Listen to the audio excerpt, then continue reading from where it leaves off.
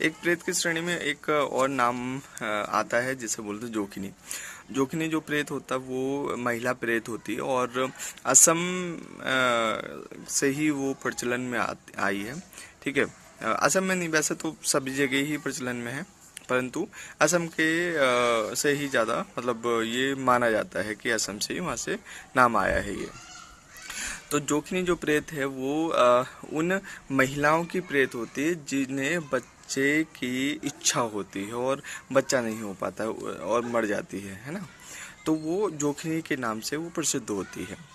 एक इनमें एक राक्षसी ये प्रवृत्ति के भी ये माने जाते हैं और राक्षस भी इन्हें कहते हैं, क्योंकि जो इनका काम होता है ना वो बहुत ज़्यादा गंदा होता है। जैसे कोई गर्भवती जो महिला होती है उनके बच्चे को मारने का काम इन जोखिनी प्रेतों का होता है। जोखिनी स्त्री जो प्रेत होती है उनका काम होता है ये जो बच्चों को मारने का। ठीक है, दूसरी बात ये मिलते ही कहाँ है, जैसे आपको सुनसान एरिया हो गए, जंगल हो गए, इन जगहों पे ये ज़्यादा मिलती है। ठीक है, राक्षस प्रवृत्ति की ये ज़्यादातर होती है, डरावने, ये बहुत ज़्यादा डराती है।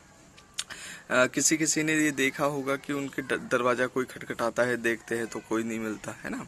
तो वो कार्य भी इन्हीं जोखिनी का काम होता है, खटखटाना। उसके बाद में वो प्रवेश कर जाते हैं, घर में आ जाते हैं। घर के बाद में उस गर्भवती महिलाओं को परेशान करना स्टार्ट कर देते हैं, उनके बच्चों को खाने का काम करते हैं, चुराने का काम करते हैं, मारने का काम प्रारंभ कर देते हैं। तो ये जोखिनी का कार्य होता है।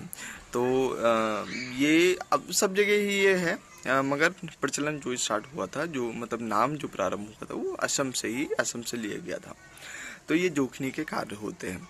तो बहुत लोग इनसे परेशान होते हैं। बहुत लोगों को हमने भी जब देखा है तो गर्भवती महिलाएं कहते हैं कि भैया पता नहीं चलता, 2 महीने के बाद में हमारा गर्भ गिर जाता है, समझ में नहीं आता, 3 महीने के बाद में गिर जाता है, 4 महीने के बाद में गिर जाता है, या फिर 6 महीने के बाद में गिर जाता है, समझ में नहीं आता क्या चल रहा है।